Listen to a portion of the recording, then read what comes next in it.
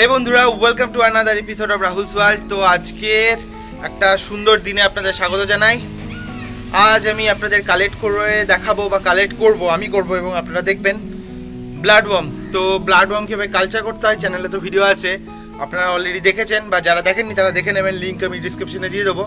তো blood worm কীভাবে culture করতে হয় দেখে নেবেন, তারপর আপনারা নিজেরাই বাড়িতে কালচার করতে পারবেন। বর্ষার দিকে বা এই শীতের যে শেষ হচ্ছে এই টাইমটা থেকে আপনারা ব্লাড ওয়ার্ম কালচার শুরু করুন, খুব ভালো রেজাল্ট পাবেন। আমি আমার আজকে ব্লাড ওয়ার্ম গুলোকে কালেক্ট করব, সেটা আজকে আপনাদের দেখাবো।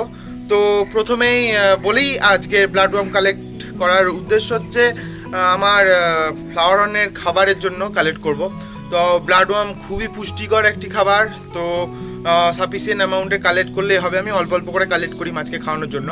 তো আজকে আমি ব্লাড ওয়ার্ম কালেক্ট করব, সেটা আপনাদের দেখাবো। তো চলুন ডাইরেক্ট সেখানে যাওয়া যাক, তারপরে দেখানো যাক।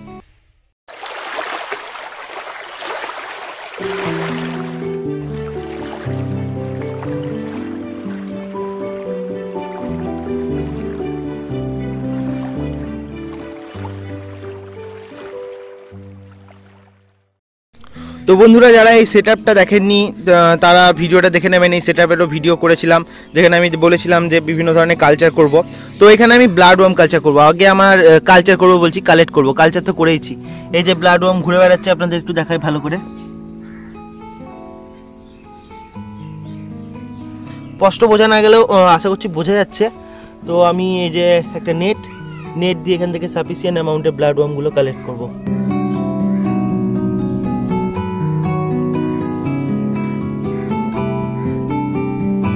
আপনাদের এখান থেকে দেখাই, আশা করছি এখান থেকে কিছুটা হলেও দেখা যাচ্ছে। আমি পরে দেখাচ্ছি, এখন যদিও ফোকাসের ইস্যু হতে পারে, তো আমি দেখাচ্ছি আপনাদেরকে এক এক করে। ওকে, তো আপাতত আমি একটু কালেক্ট করে নিই, তো তারপর আপনাদের আমি দেখাবো। তো এখানে মানে প্রচুর পরিমাণে ব্লাড ওয়ার্ম আছে এবং আমাকে এক এক করে কালচার কালেক্ট করতে হবে। তো সেগুলো আমি কালেক্ট করব, আপনাদের দেখাবো। প্লাস আমি শুধু ব্লাড ওয়ার্ম নয়, মসকিউটো লার্ভাও কালেক্ট করব। তো এখান থেকে আমি প্রথমে অল্প অল্প করে কালেক্ট করে আপনাদের একটু দেখিয়ে দিই, ঠিক আছে? তারপর আমি পুরোটা পরে কালেক্ট করব। তারপর আমার মাছকে খাওয়ানোর জন্য যতটা লাগবে সেই অ্যামাউন্টে কালেক্ট করব।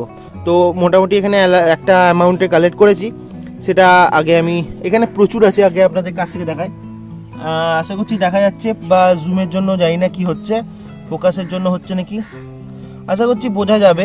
জায়গাটার মধ্যে যে ব্লাড ওয়ার্ম আছে তা ঘুরে বেড়াচ্ছে এখান থেকে, মানে নর্মাল চোখে তো দেখা যাচ্ছে, ক্যামেরার চোখে বলতে পারছি না। তো আমি যথেষ্ট পরিমাণ ধরলাম, আরও ধরবো। তো তার আগে এগুলো যতটা পেয়েছি সেটা একটু আপনাদেরকে দেখানোর চেষ্টা করি, কারণ এখানে অজস্র পরিমাণে ব্লাড ওয়ার্ম আছে। ওকে, তো প্রথমেই যতটা পেয়েছি সেগুলো আমি একটা কন্টেনারের মধ্যে ঢালবো, তারপর আপনাদের দেখাবো। তো বন্ধুরা, আমি কন্টেনারটার কাছে এসেছি এবং এখানে মসকিউটো লার্ভা অলরেডি কিছু আছে, আর আমার এই যে আমার যে ছাঁকনিটা, তো এখানে কিছু ব্লাড ওয়ার্ম পেয়েছি, সেগুলো একটু ওয়াশ করতে হবে এবং অপোজিট সাইডেও কিছু চলে গেল, সেটা একটু পরিষ্কার করে নিতে হবে। তো করে নিচ্ছি একসাথেই সব কিছু, অসুবিধা নেই। এখানে এই যে হয়ে গেল পরিষ্কার। এবার কতটা অ্যামাউন্টে পেলাম সেটা আপনাদের দেখায়, কিছু এখনও লেগে আছে, পরে পরিষ্কার করছি।